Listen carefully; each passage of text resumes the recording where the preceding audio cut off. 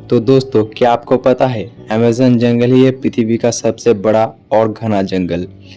ये जंगल इतना बड़ा और इतना घना है कि कोई आदमी इस जंगल में प्रवेश कर जाए तो उसका बचना नामुमकिन के बराबर है।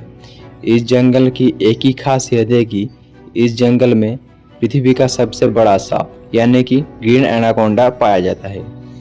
इस जंगल में इतने सारे छोटे छोटे कीड़े मकोड़े हैं जो आपको काटने पर ही आपकी मौत हो सकती है।